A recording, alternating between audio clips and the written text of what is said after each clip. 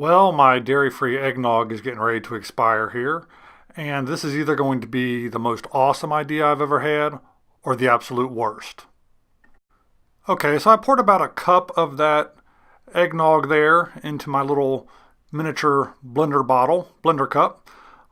I'm going to use some of this Vega One Shake Berry flavored protein powder, which I happen to have on hand. Got some bananas back there in a bag. Put it all in there and blend it up. Let's see what happens.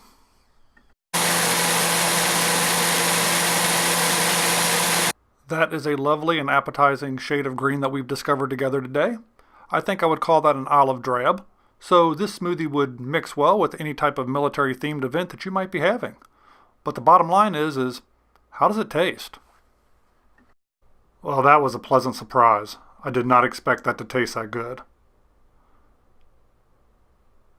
Never in a million years did I think that combining these leftover ingredients would taste this awesome.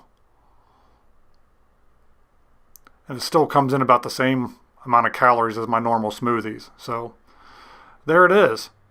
Hey, if you like this video, I'd appreciate that thumbs up like.